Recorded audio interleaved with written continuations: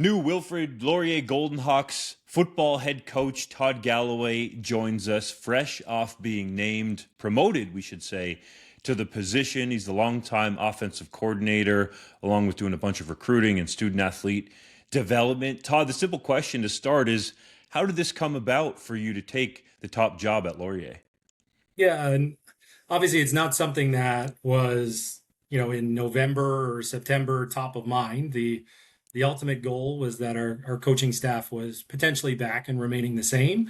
But as soon as the decision was made and there was a vacancy and an opportunity, we kind of looked as a staff and said, what do we think the best direction for this program is? And we think we're on a great path. We don't think that we're in a position that needs great change or cultural shift. And so making sure there's continuity for our players, making sure there was continuity for our staff, kind of came to the conclusion, and the university agreed that this was the best decision for the program.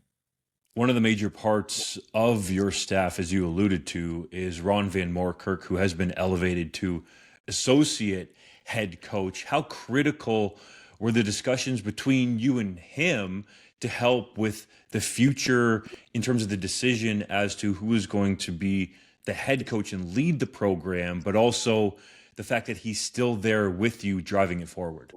Yeah, and Ron, and when a lot of people think of Laurier football, they think Ron Van Morker. He's been a staple for this program and he gets mad when I say for how many years, but he's been a staple of this program for a long time. And so it was a non-starter for me. And even almost part of the holdup is when this was looking like that it was going to go down this path when I was going to be named the next head coach. One of the absolute things that I said had to be done is that, Ron had to be taken care of as well. He's a mentor to me. He's a great friend to me. And he's, I get to take this title, but I still think he's probably the most valuable person in Laurier football. He's been with the program in some capacity for over 20 years. I believe it's actually over 25, and he might even be going into his 27th season. I think Dan Polischuk, the SID over there, let me know about that. So he's been integral in terms of recruiting and with the program, played there as a linebacker. You played with the program as well. You were a receiver there, and you were part of the coaching staff in 2005 that won the Vanier Cup. In 2024, you guys got to the Vanier Cup game with Taylor Elgersma at quarterback, and Callum Wither has sort of taken that position and run with it, coming in as a transfer from Ohio University. So do you envision Wither sticking with your program? There has been some talk about him potentially drawing interest again from NCAA teams, but is he committed to Laurier for 2026? Yeah, and I'm not surprised that there's a little bit of chatter and stuff like that. He's an incredible quarterback, and we're very fortunate to have him. But no, he's on campus. He practiced with us last week. He's at practice again tomorrow, and so we're full steam ahead. That we think we're going to have one of the, if not the best quarterback in the country at the helm of our offense in the fall, and I hope that's an integral part of our continued success moving forward. I mentioned Wither and Elgersma particularly because those are key pieces that you've helped develop there at Laurier. Elgersma in particular let me know that you literally called every single play during his career at Laurier, including that 2024 dismantling of Western in the Yates Cup. And I remember you told me, I believe it was 2 or 3 years ago, that you thought Taylor Elgersma could have a legitimate shot to go to the NFL and get an opportunity, which ended up coming to fruition. How did you see that so early? And what do you think was critical throughout his development process, essentially from a no-star recruit? The guy goes and wins the Heck Crichton Trophy. Yeah, I've been privileged to coach a lot of great student athletes. He's just wired a little bit differently. And so, amongst all the physical attributes and the ability to make the big throws, the easiest way I could say is he's probably the biggest information seeker I've ever worked with. And so, to the point in his upper years in 2023 and 2024, He had spent so much time with me that he kind of knew what I was thinking before I even said it. And he really was another coach on the field, and not just a coach on the field. He was essentially a coach whose opinion I valued, and we would start to collaborate and come up with game plans together. And so we would make decisions in my office. We would go out and we'd execute. We'd review them back, and ultimately he had the keys to a lot of decisions that were made at the line of scrimmage. And I know he loves to give me the credit for a lot of the play calling, but quite honestly, and Cal's down that pathway too. I give them a lot of choice, right? And this offense is theirs. And I let them make a lot of decisions at the line of scrimmage. And I kind of treat them, like my own children, where I try to help bring them up and raise them up and teach them the best that I can, and then hope that they make good decisions in the moment. What was it about Elgersma that made you go, I think this guy could get legitimate NFL attention? Yeah, and it's the physical attributes are easy, right? He's all of 6'6". He can flick his wrist and throw the ball 70 yards downfield. It's really, it was, I've never worked with anybody that processes the way he processes, right? So a lot of quarterbacks, especially at that age when we talked, they've got their first read down. They can maybe get to their second read, and then they're kind of dropping their eyes and they're either running or trying to create and do something. This was a guy that by his second year was able to get to his third and his fourth and sometimes even a fifth read, and was really willing to stand tall in the pocket and make sure that he could understand the picture in front of him. He could manipulate the picture in front of him, and just processed information at an incredible rate. He ended up getting an NFL contract from the Green Bay Packers, went to training camp with them, looked really good in the preseason. Did you think he had done enough to earn either an active roster spot or a spot on the practice squad? I mean, well, secretly at the time, I was hoping he was coming back. But no, we knew he had a great camp. We had been communicating throughout the process. It was a little bit unfortunate, obviously, for him at the end when he didn't make it. He was hoping that if he could get himself to that number 3 spot, that there would be a chance for a practice roster contract. Perhaps the little known thing is that he did make it to the number 3 spot, and did outcompete the other gentleman that was in that spot. But they just felt like they needed some more security behind Malik in case they lost Malik at any point in that year.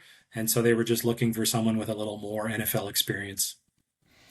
In terms of the offense that you run, Todd, can you explain it to people? Is it West Coast? Is it derived, from what a lot of people are doing in the CFL, which has ties to Mark Trestman? How would you explain it to people who perhaps have never seen it? Yeah, and we're not reinventing the wheel here at Laurier Football. And so for me, it's really about the lived experiences and that I've been through, and some of the great coaches that I've had a chance to learn under. At its heart, it's kind of seen as a spread offense that can air it out and score, points explosively, almost like an air raid offense. But internally, we talk about it as a bit of an enigma. It's whatever it needs to be to get more first downs than our other team. And so we have the athletes and the versatility that some weeks that means 5R, 6R, and spread it out and throw it around the park. Some weeks that means putting tight ends and fullbacks in and adding gaps and being able to slow the game down a little bit and control the clock and churn out first downs. We kind of look at our opponent and put a versatile enough offense and system in place that we can adapt a little bit every week to what our opponent is, what our other team's strengths are. There's some weeks against some really good other offenses that one of the best things that we can do is stay on the field and make sure the other offense is not getting the football. So we mix it up a lot. And so if I were to put it into word or two, we're multiple. Like that's kind of how we describe it, that 8 or 9 personnel packages, north of 20 plus formations. And we kind of try to dictate the game that way and make people spend their week trying to figure out how to personnel their defense and how to cover down and work their travel rules. Do you plan to continue as the offensive coordinator and play caller in the head coach role? Internally, it's been a big question. And so, yes, I don't see myself giving up the play calling. In fact, talking with some people around the program, that's kind of why I got hired here in the first place, was as an offensive coordinator and a play caller. So, no, I'll still be the offensive coordinator. Coach V, I said I'm elevating him to the title of associate head coach, but he's still the defensive coordinator, and that was very important to me as well. So there's going to be continuity in system, and there's going to be continuity in our play callers as well. How will you go about that play calling? And but what I mean by that is that you're usually up in the booth calling the Mhm. plays from above with the bird's eye view. So do you plan to still be up in the booth or will you be on the sidelines? No, I don't think I'll be the first head coach ever to coach from the press box. So I've coached on the sidelines before. I've got no issue with it. I've just felt like in certain situations I've had such incredible coaches and leadership that they could handle sideline conversations through me and stuff like that. So I've coached from the booth, but I'll be on the sidelines. I'll call from the sidelines. I'll be surrounded by a great staff who can help me from the booth and give kind of some information as needed. But yeah, very comfortable doing it from either up top or down below. Have you called plays from the sidelines before? As in, will that be an adjustment for you or no? It's been a few years, but yeah, no, when I first got to Laurier, my first season, I actually called from the sideline. Being new in 2021 and kind of getting to know the staff and getting to know everybody, I thought it was important that I was the voice on the sidelines, and the messaging was coming from me as they were all learning a new offense together. So I did it in 21. I did it for a few years at Guelph as well before I moved to the booth. So I've done it a few occasions before. Do you plan to add any coaches to the staff or is it, I don't want to say status quo, but is the staff set moving forward? Yeah, no, I love the group we have. So in terms of what's here, it's the intention is it's status quo. Obviously, with me moving up to the head coach role, there is a vacancy now for another full-time coach. And so that's something that we'll be looking at moving forward to potentially either add a new full-time coach to our group, or elevate from within to a full-time role. And because we have our offensive, our defensive, and our special teams coordinators in place, it's going to provide a lot of flexibility with what we can actually do with that role. After Michael Faulds accepted the job with Western University as head coach for the Mustangs, what did you say to the locker room over there as they were trying to process the decision and perhaps the shock of it? Yeah, and it's never easy. Like, and we've been probably better than most. The very fortunate that we've had such stability, right? Like we haven't had any turnover since I joined the staff, right? And so over 6 years of no turnover at all. Um, and so yeah, it was a bit of a shock. There was disappointment, and Michael was very loved in our locker room, right? And so there's all those elements. So it was just helping them understand in the shock of it that as much as we love Coach Faulds and wish him nothing but the best at Laurier, what the incredible job that he's done has left us in a position where we don't have to miss a beat, and that no one person, just like we talk to our players, no one person is more powerful or more important than the collective.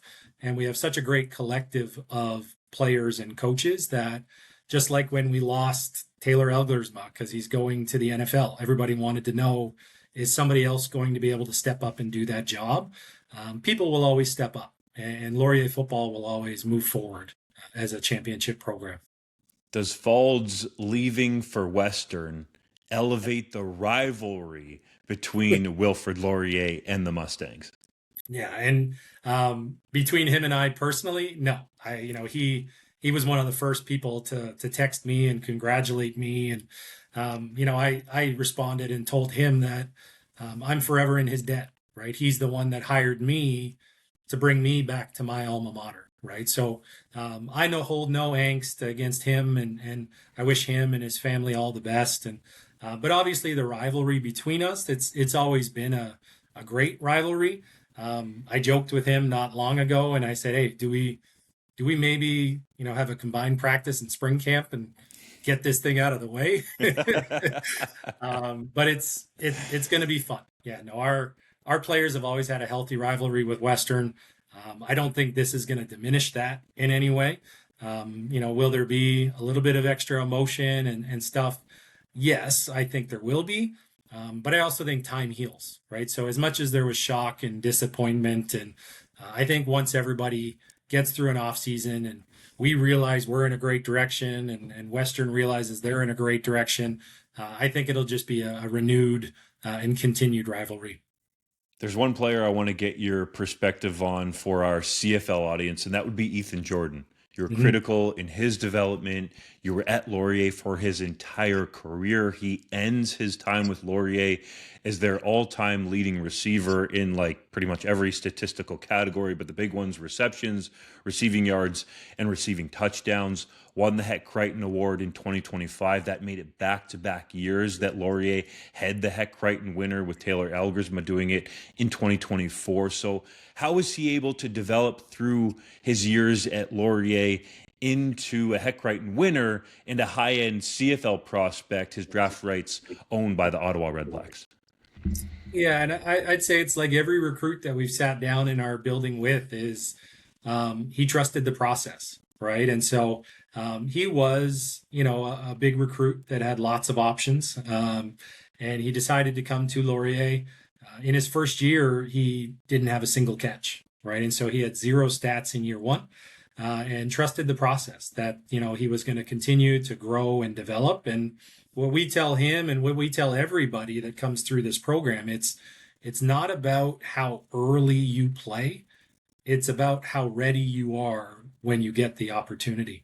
And so we felt that, with that first year of development and growth, that he would be very ready come year two. And obviously that was shown that he's now a 3 or 4 time, all Canadian, and won the Heck Crichton. And, but not to take the credit on our side, it was him. It was him, similar to Taylor, putting in the work, putting in the hours, spending lots of time, when there was nobody watching, throwing and building a rapport and building a relationship with Taylor, and now Cal in his senior year. And doing that in a way that he could be trusted to put in just about every situation we could ever have on offense. So once that trust was built and that rapport was built with the quarterbacks, we got to in his senior years of, okay, let's move this guy around and find ways to get him the ball, because he's special, right? And not to take away from him as well at all, I think the fact that we've managed to surround him with such great talent helped avoid teams being able to focus on one singular person throughout their career. And so teams tried to take away Ryan Hughes or Raiden Thorne on the island, and that left Ethan Jordan one-on-one somewhere else. And so surrounding him with great quarterback play, surrounding him with great talent, only helped let him shine more. I'll get you out on this. What's it going to take to keep Laurier on top in the OUA and competing for Vanier Cups? Yeah, and I'd say all we know is hard work, right? And there's no secret formula to kind of what got us to this point. We just try to work harder than anybody else, and so we're gonna continue to use all 20 off-season practices that were allowed. And we're just entering week 2 of the off-season, and we've already gone through 10 workouts and 2 team meetings and 2 team runs, and this will be our second practice of the winter already. And so we're gonna continue to outwork people. We're gonna continue to invest in the people of our coaches, and we're gonna make sure that we continue to shine the light on our athletes and our locker room, because they truly are the championship culture. No one person is a culture, and they've built this, and they're ready to sustain this championship program. We'll look forward to watching that Wilfrid Laurier team, and especially the offense under your direction, Todd. Congratulations on being elevated to head coach, and we appreciate you sharing some time with us. Right. Thanks for having me on.